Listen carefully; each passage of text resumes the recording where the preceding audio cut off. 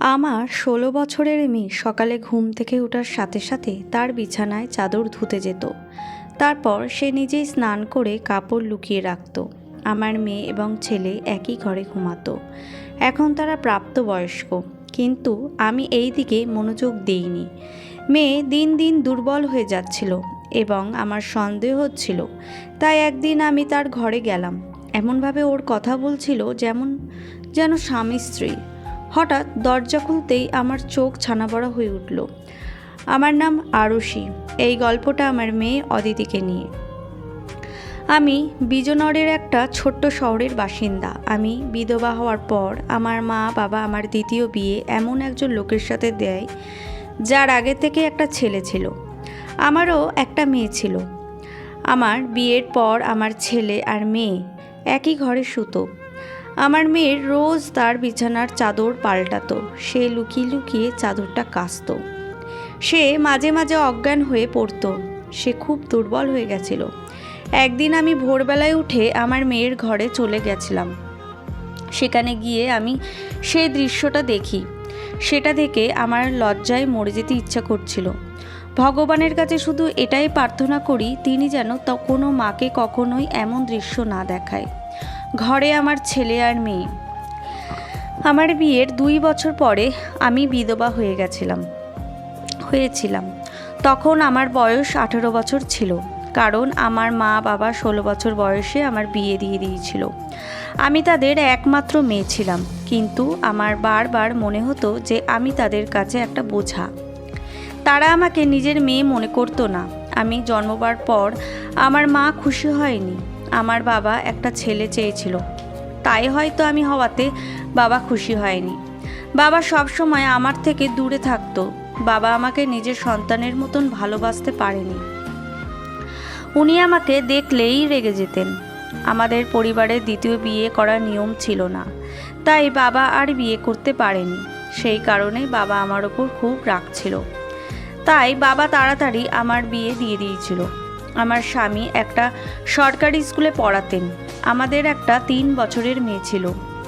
একদিন হঠাৎ স্কুল থেকে ফেরার পথে আমার স্বামীর অ্যাক্সিডেন্ট হয় আর তিনি মারা যান।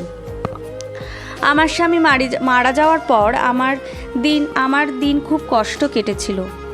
আমার ওপর অনেক দায়িত্ব এসে পড়েছিল। কিছুদিন পর আমার শ্বশুর শাশুড়ি ও আমাকে আমার বাপের বাড়িতে পাঠিয়ে দেন। আমি তাদের ওপর একটা বোঝা হয়ে উঠেছিলাম। তারা তার ছেলের মৃত্যুর জন্য আমাকে দায়ী মনে করতেন। তারা এমন করতেন যেন আমি তাদের ছেলেকে মেরে ফেলেছি। আমি চুপচাপ আমার মা বাবার বাড়িতে চলে আসি। মা বাবার কাছে তো আমি আগের থেকেই একটা বোঝা ছিলাম।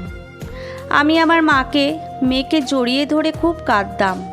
কিছুদিন পর আমার মা বাবা আবার আমার বিয়ে দিয়ে দেন। এইবার তারা এমন একজন লোকের সাথে আমার বিয়ে দিল, যার আগে একটা বিয়ে ছিল। তার একটা ছেলে ছিল আর আমার একটা মেয়ে ছিল। আমাদের দুজনের অবস্থা একই রকম ছিল, তাই আমাদের বিয়ে হয়ে যায়। না হলে তখন আমার জন্য কোনো ভালো সম্বন্ধ আসছিল না। তার ছেলে আমার মেয়ের থেকে ১ বছরের ছোট ছিল। তার ছেলের নাম ছিল অভিষেক আর আমার মেয়ের নাম ছিল অদিতি। আমরা ৪ জনে মিলে সুখে সংসারে করতে লাগি। দেখতে দেখতে অনেকগুলো বছর কেটে যায়। এখন আমার মেয়ের বয়স ১৬ বছর আর অভিষেকের বয়স ১৫ বছর। এখন অভিষেকের বাবা পৃথিবী ছেড়ে চলে গেছে। উনি অনেক দিন ধরেই রোগে ভুগছিলেন। ওনার অনেক রকমের অসুখ ছিলেন। উনি চলে যাবার পর বাড়িটা খুব ফাঁকা হয়ে গেছিল।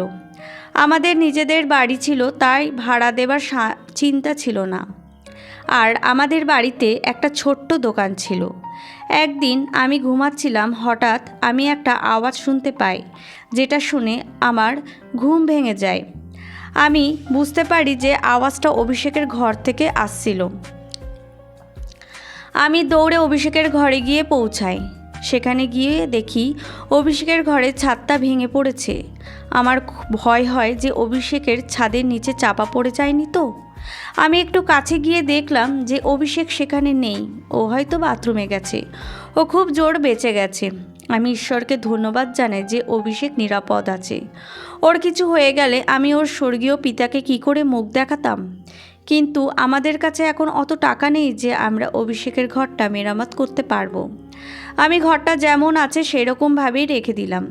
আমি গিয়ে রান্নাঘরে আমার বিছানা করলাম আর আমার ছেলে মেয়েদের ঘরে শুতে বললাম, কারণ বাইরে খুব ঠান্ডা ছিল। আমার ঘরে একটাই বিছানা ছিল, সেখানে দুজন খুব কষ্টে শুতে পারত। আমার ছেলে আর মেয়ে দুজনকেই এখন একই ঘরে শুতে হতো। একদিন সকালে অভিষেক তাড়াতাড়ি উঠে জলখাবার খেতে চলে আসে, কিন্তু অদিতি তখনও ঘুমাচ্ছিল। এতে আমি অবাক হই, কারণ অদিতি রোজ ঘুম থেকে তাড়াতাড়ি ওঠে। আজও এত বেলা অবধি ঘুমোচ্ছে কেন? আমি অদিতিকে ডাকি, কিন্তু তার কোনো সাড়া পাওয়া যায় না। তারপর আমি তার ঘরে গিয়ে দেখি সে অজ্ঞান হয়ে পড়ে আছে। এটা দেখে আমি খুব ঘাবড়ে যাই। আমি অভিষেককে বলি তাড়াতাড়ি একটা ডাক্তার ডেকে আনতে। ডাক্তার এসে বলে যে অদিতি খুব দুর্বল, ওর শরীরে রক্ত কমে গেছে, তাকে দিয়ে কোনো ভারী কাজ করানো ঠিক হবে না, তাকে এখন আরাম করতে দেওয়া উচিত। ভালো করে খাওয়া দাওয়া করলে তবেও ঠিক হয়ে যাবে। অদিতির যখন জ্ঞান ফেরে তখন আমি ওকে জিজ্ঞাসা করি, তোর কি হয়েছে? অদিতি বলে, জানি না কি হয়েছে। আমি বসেছিলাম, হঠাৎ আমার মাথাটা ঘুরে গেল। আমি বলি, তুই বিশ্রাম নে, আমি তোর জন্য কিছু খাবার নিয়ে আসছি। এই বলে আমি রান্নাঘরে চলে যাই। যখন আমি খাবার নিয়ে তার ঘরে আসি তখন দেখি অদিতি বিছানায় নেই, তার বিছানার চাদরটাও নেই। আমি ঘরের বাইরে গিয়ে দেখি অদিতি সেই চাদরটা কাচছে। আমি ওকে বলি, তুই এখন চাদর কাচছিস কেন? ডাক্তার তোকে আরাম করতে বলেছে, এখনই ওর ঠোকান থেকে আর নিজের ঘরে যা, গিয়ে কিছু খেয়ে নে। অদিতি বলে, না মা, এখনই চাদরটা কাচার দরকার। তুমি তো জানো আমাদের বাড়িতে একটাই চাদর আছে, এটা না কাচলে রাতে বিছানায় কী পাতবো? আমি বলি, চাদরটা তো অত নোংরা হয়নি যে আজকেই কাচতে হবে। হঠাৎ তো চাদর কাচার ভূত মাথায় চাপলো কেন? তুই ওঠ ওখান থেকে, চাদরটা আমি কেচে দেব। কিন্তু সে আমার কথা শুনলো না। সে নিজে চাদরটা কেচে সেটাকে ছাতে শুকোতে দিতে গেল। তারপর সে এসে জলখাবার খেয়ে ঘুমিয়ে পড়ে, আর অভিষেক ও কাজে বেরিয়ে যায়। অভিষেককে আমি ম্যাট্রিক অবধি পড়াতে পেরেছিলাম। ও একটা কাপড়ের দোকানে কাজ করত আর সারাদিন খুব খাটত। আমাদের নিজেদের দোকানটা আমি একাই চালাতাম। আমাদের দোকানে বাচ্চারা বেশি আসতো। সেদিন অভিষেক বাড়ি ফিরে বলে যে বাইরে থেকে খেয়ে এসেছে, সে দেরি করে বাড়ি ফিরছিল। অদিতি আগেই ঘুমিয়ে পড়েছিল। অভিষেক ঘরে গিয়ে শুয়ে পড়ে আর আমি রান্নাঘরে বিছানা পেতে শুয়ে পড়ি। জায়গা বদলের কারণে আমার ঘুম আসছিল না। আমার স্বামীর কথা মনে পড়ছিল। আমার দ্বিতীয় স্বামী আমার খুব খেয়াল রাখতেন। তিনি আমাকে কখনো আগের বিয়ে নিয়ে কোনো কথা শোনাতেন না। আমার মেয়েকেও তিনি নিজের মেয়ের মতনই ভালোবাসতেন। আমিও অভিষেককে নিজের ছেলের মতনই ভালোবাসি। অভিষেক আমাকে নিজের মায়ের থেকে বেশি ভালোবাসে। সে আমার সব কথা শোনে। এখন বাড়িতে ও একমাত্র ছেলে আর আমাদের একমাত্র ভরসা। ও না থাকলে আমরা মা মেয়ে কোথায় যেতাম? ও কাজও খুব ভালো করতো। আমি ওকে বলেছিলাম পড়াশোনা শেষ করতে। ওর কাছে যদি একটা ভালো ডিগ্রি থাকে তাহলে ও ভালো চাকরি পাবে। ও আমার কথা মেনে নিয়েছিল। পরের দিন সকালে অদিতি আবার অজ্ঞান হয়ে পড়ে। এইবার ওর চেহারা দেখে আমি ভয় পেয়ে যাই। মনে হচ্ছিল ওর শরীর থেকে সব রক্ত বেরিয়ে গেছে। ওর পুরো গা সাদা হয়ে গেছিল। আমি আবার ডাক্তারকে ডেকে পাঠালাম। ডাক্তারবাবু এসে বললেন, ওকে কি খাওয়ানো হয়েছে? আমি বলি, ও তো সেই ডাল ভাত আর সবজি খেয়েছিল। ওকে আমি ফলও খাইয়েছিলাম, আর সারাদিন ওকে কোনো কাজ করতে দেয়া হয়নি। ডাক্তারবাবু বললেন, তাহলে ও আবার এত দুর্বল হয়ে পড়ল কী করে? আপনাকে এই ব্যাপারটা সিরিয়াসলি নিতে হবে, না হলে আপনার মেয়ের প্রাণটাও চলে যেতে পারে। এইভাবে বারবার অজ্ঞান হয়ে পড়া আর এতক্ষণ ধরে অজ্ঞান হয়ে থাকা কোনো সাধারণ ব্যাপার নয়। ডাক্তারবাবু চলে যাওয়ার পর যেদিন অদিতি জ্ঞান ফেরে তখন আমি ওকে বলি, আজকে তুই যদি কোনো কাজ করিস তাহলে আমার থেকে খারাপ কেউ হবে না। কিন্তু কিছুক্ষণ পর যখন আমি অদিতির ঘরে যাই তখন আমি আবার দেখিও তার বিছানার চাদর কাচছে। এবার আমি দূর থেকে ওকে দেখছিলাম। ও যা সব করছে কোনোটাই সাধারণ নয়। যবে থেকে অভিষেক আর ওর এক ঘরে শুচ্ছে তবে থেকে ও এমন অদ্ভুত আচরণ করছে। তবে থেকেই ও অজ্ঞান হতে শুরু করছে। ওরা দুজনের সৎ ভাই বোন হয়, কিন্তু ছোটবেলা থেকে ওরা একসাথে বেড়ে উঠেছে। ওরা নিজের ভাই বোনদের মতন একে অপরকে ভালোবাসে। তাহলে দিন দিন আমার মেয়ের শরীরটা দুর্বল হয়ে যাচ্ছে কেন? এমনটা তখনই হয় যখন একটা মেয়ে গর্ভবতী হয়, কিন্তু একটা কম বয়সী মেয়ের এরকম হওয়া একেবারে স্বাভাবিক নয়। পরের দিন সকালে আমি দেখি অদিতি ছাদে চাদর শুকোতে দিতে গেছে।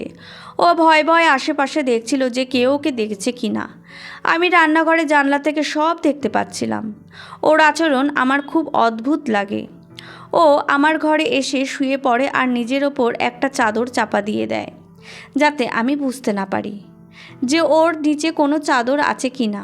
আমি ওর জন্য খাবার বানিয়ে নিয়ে যাই। আমাদের দোকানটা ভালো চলছিল না, সেখানে খুব বেশি খদ্দের আসতো না, শুধু বাচ্চারাই আসতো টফি আর চকলেট কিনতে। তারা 5-10 টাকা দিয়ে চলে যেত। এইভাবে আমাদের কি করে চলবে? আমি আমার ছেলে মেয়েকে এই বিষয়ে কিছু জানাই না। অভিষেক আগের থেকেই একটা চাকরি করছিল, তাকে যদি আমি এইসব কথা বলি তাহলে ও আরও চিন্তায় পড়ে যাবে। এদিকে এত কম টাকায় আমার পক্ষে সংসার চালানো মুশকিল হয়ে উঠেছিল। এদিকে অদিতি অসুস্থ, ডাক্তার বলেছে ওকে ভালো ভালো খাবার খাওয়াতে, কিন্তু চাল ডাল কিনতেই তো আমাদের সব টাকা শেষ হয়ে যায়। এইভাবে সংসার চালানো খুব মুশকিল। একদিন আমি অদিতি আর অভিষেককে এমন সব কথা বলতে শুনি যা শুনে আমি অবাক হয়ে যাই। তাদের কথা আমি কিছু বুঝতে পারি না। অভিষেক বলছিল, তুই তো এখন থেকে শরীর খারাপ করে বসে আছিস, আমার মনে হয় তোর আর ওই কাজটা করা উচিত নয়। অদিতি বলে, না না, আমি এটা করতে পারবো। এমন সুযোগ তো আর বারবার আসে না। আমি বুঝতে পারিনি যে আমার সাথে এমনটা হবে। আমি ভাবিনি যে আমার শরীরের শক্তি এত কম যে আমি এইটুকু সহ্য করতে পারবো না।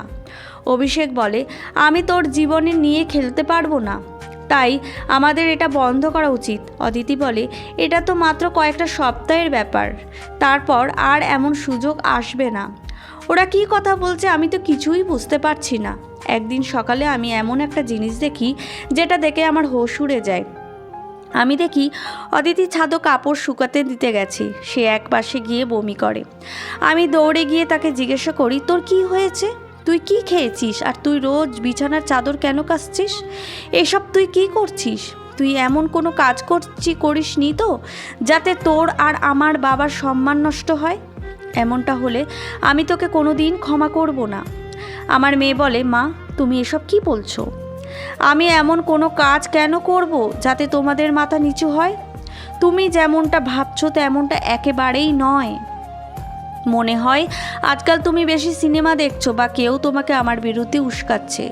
আমি যদি রোজ চাদরটা কাচি তাতে কি হয়েছে? চাদরটা নোংরা হয় তাই কাচি। আর তুমি তো জানো যে আমি রোজ ওষুধ খাই, তাই জন্যই হয়তো আজ আমার বমি হলো। তুমি কি সব উল্টোপাল্টা ভাবছো?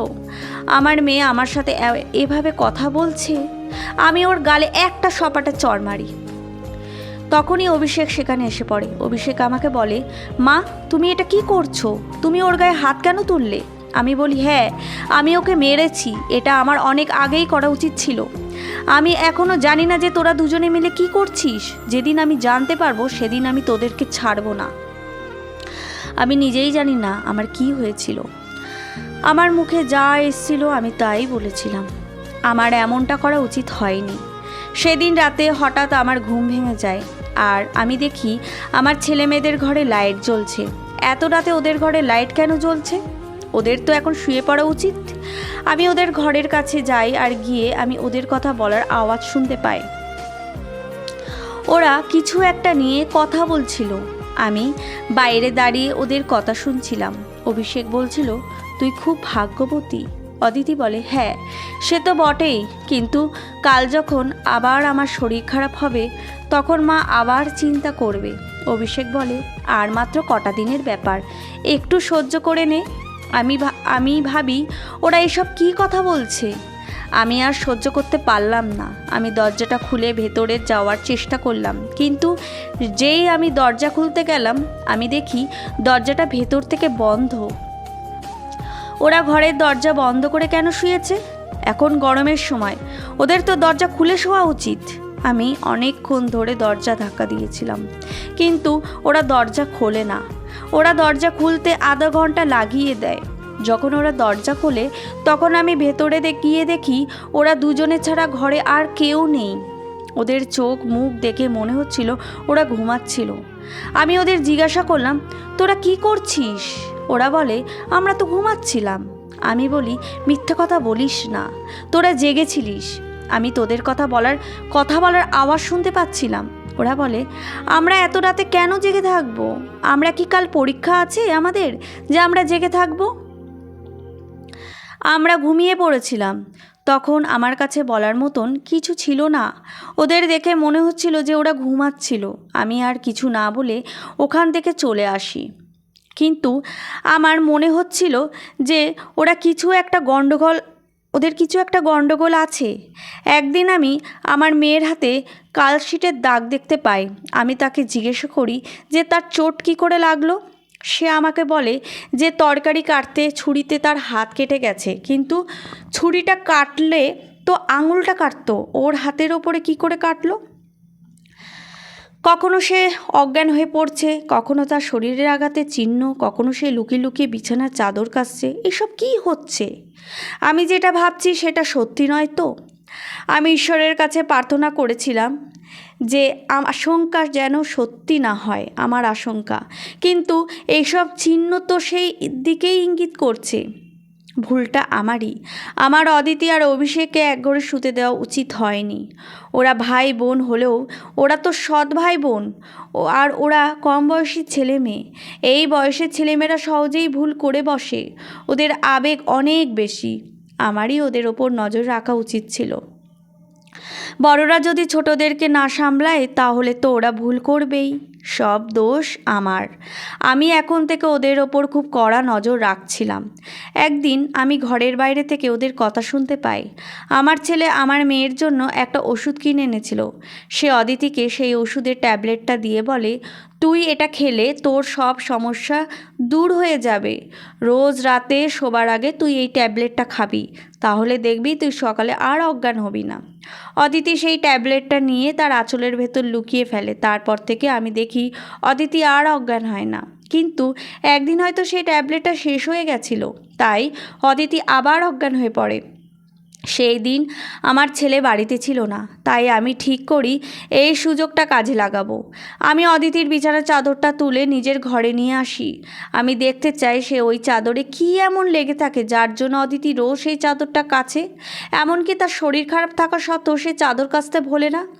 আমি চাদরটা ঘরে নিয়ে এসে সেটাকে খুলে দেখি। প্রথমে আমি কিছুই দেখতে পাই না, কিন্তু যখন আমি আরও ভালোভাবে দেখি তখন আমার চোখে পড়ে যে গোটা চাদরে সাদা সাদা চুল লেগে আছে। আমি বুঝতে পারছিলাম না যে ওটা কিসের চুল। এই চুলগুলো পুরো সাদা ছিল আর একদম ছোট ছোট ছিল। আমি কিছু বুঝতে পারছিলাম না। তখন আমার মেয়ের জ্ঞান ফিরে আসে। সে আমার কাছে এসে বসে আর জিজ্ঞেস করে, মা, আমার বিছানা চাদরটা কই? ও খুব ঘাবড়ে গেছিল হয়তো। ও বুঝতে পেরেছিল যে আমি চাদরটা দেখে ফেলেছি। আমি বলি, আমি ওটা কাচতে দিয়েছি। ও তখন আমার পাশ থেকে উঠে যাচ্ছিল। তখন আমি ওর হাতটা ধরে বলি, আমি আজ দেখে ফেলেছি যে ওই চাদরে কী লেগে আছে। এবার তুই আমাকে সব সত্যি কথা বল, তুই এসব কী করছিস? আমার মনে খুব খারাপ চিন্তা আসছে। আমি যা সন্দেহ করছি সেটা কি সত্যি? আমার মেয়ে আমার পাশে এসে বসে আর আমাকে সব কথা খুলে বলে। ওর কথা শুনে আমার পায়ের তলা থেকে মাটি সরে যায়। ও আমাকে বলে, মা, তুমি যেমনটা ভাবছো তেমনটা একেবারেই নয়। আমি আর অভিষেক বুঝতে পেরেছিলাম যে আমাদের বাড়ির অবস্থা ভালো নয়। দোকান থেকেও তেমন টাকা আসছে না, আর ভাইও খুব বেশি টাকা রোজগার করে না। আমরা বুঝতে পারছিলাম না আমরা কি করব। তখন ভাইয়ের এক বন্ধুর ভাইকে একটা কাজ দেয়। তার বন্ধু অনেকগুলো ছোট ছোট বিড়ালের বাচ্চা পুষেছিল, কিন্তু সে একা তাদেরকে সামলাতে পারতো না। তাই সে ভাইকে একটা কাজ দিয়েছিল, আর এর জন্য তাকে অনেক টাকা দিত। ভাই সারাদিন ওই বিড়াল বাচ্চাগুলোকে দেখাশোনা করত, কিন্তু রাতে সে ক্লান্ত হয়ে পড়তো। আমি বুঝতে পারি যে রাতে তার বিশ্রামের দরকার, তাই আমি তাকে বলি ওই বাচ্চাগুলোকে আমাদের ঘরে নিয়ে আসতে, আর আমি সারা রাত ওদেরকে সামলাবো। ওই বাচ্চা বিড়াল ওগুলোর গায়ে লোম আর আমার চাদরে লেগে থাকতো, যেটা আমি সকালে ধুয়ে ফেলতাম, কারণ আমি জানতাম যে তোমার এই ধরনের কাজ একদম পছন্দ হবে না। আমরা তোমাকে এই ব্যাপারে কিছু বলতে চাইনি। কয়েকটা রাত পর আমি বুঝতে পারি যে আমার বিড়ালে অ্যালার্জি আছে, তাই আমি সকালে অজ্ঞান হয়ে পড়তাম। ভাই আমাকে যে ওষুধটা এনে দিয়েছিল সেটাই অ্যালার্জির ওষুধ। ভাইয়ের বন্ধুটা খুব বড়লোক, সে আমাদের এই কাজটার জন্য রোজ 1000 টাকা করে দিত। কাল ওই বিড়ালের বাচ্চাগুলোর আমাদের বাড়িতে শেষ দিন ছিল, কারণ আজ ভাইয়ের বন্ধু ওদেরকে নিয়ে অন্য শহরে চলে যাচ্ছে। এই কটা দিনে আমার অনেক টাকা কামিয়ে ফেলেছি, যেই টাকা দিয়ে আমরা ভাইয়ের ঘরে ছাদটা মেরামত করতে পারবো আর বাড়ির কিছু জরুরি জিনিসপত্র কিনতে পারবো। আমরা জানতাম তোমার পোষা বেড়াল পছন্দ নয়, তাই আমরা তোমাকে এই ব্যাপারে কিচ্ছু বলিনি। কিন্তু তুমি কত কিছু ভেবে বসেছিলে, আমাদেরকে সন্দেহ করেছিলে। অভিষেক আমার সৎ ভাই হলেও আমি ওকে নিজের ভাইয়ের থেকেও বেশি ভালোবাসি। সে সব সময় আমাদের কথা ভেবেছে। তার আত্মীয়রা অনেক বড় লোক, ও চাইলেই তাদের কাছে গিয়ে থাকতে পারত, কিন্তু ও আমাদেরকে দেখবে বলে এখানেই রয়ে গেছে। আমার খুব আফসোস হয় এই ভেবে যে আমি ওদেরকে সন্দেহ করেছি। ওদের সম্পর্কে কত কিছু ভেবেছিলাম, কিন্তু ওরা সত্যি কত ভালো। আমার জীবনে অনেক খারাপ হয়েছে, কিন্তু তার মধ্যে একটা ভালো জিনিস হলো ভগবান আমাকে এমন দুজন সন্তান দিয়েছে যারা বুদ্ধিমান, রোজগার আর দায়িত্ববান। অভিষেক ফিরে আসার পর আমি তাকে কিছু জানাই না, অদিতিও জানায় না। আমি সবটা জেনে গেছি।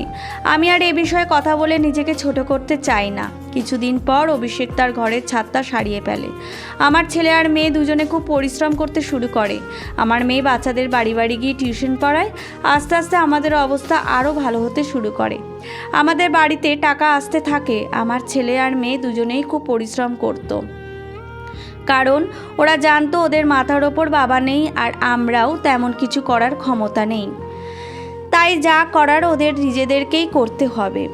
ভগবানের অনেক কৃপা যে আমি যেটা ভেবেছিলাম সেটা সত্যি হয়নি, কিন্তু সেটা হওয়ার সম্ভাবনা ছিল। আমার ছেলে আর মেয়ে দুজনেই বয়স কম, আমার উচিত হয়নি দুজনকে একবারে শুতে দেওয়া। আমি যা সন্দেহ করেছিলাম সেটা যদি হতো তাহলে সব শেষ হয়ে যেত। তাই আমি আপনাদেরকে সতর্ক করছি যে আমি যে ভুলটা করেছি সেটা আপনারা করবেন না। আপনারা আপনাদের বাচ্চাদের ভালোভাবে খেয়াল রাখবেন। তারা কি করছে, কোথায় যাচ্ছে, সব কিছুর খোঁজ রাখবেন। তাদের বন্ধু হয়ে ওঠার চেষ্টা করবেন, যাতে তারা আপনাদের সাথে সব কিছু শেয়ার করে। তারা যদি ভুল পথে যায় তাহলে তাদের সঠিক পথে নিয়ে আসার দায়িত্ব আপনাদের। আর বাচ্চারা বড় হয়ে গেলে তাদেরকে আলাদা ঘরে শুতে দেবেন। আপনাদের আবারও বলবো, আপনারা আপনাদের বাচ্চাদের খেয়াল রাখবেন।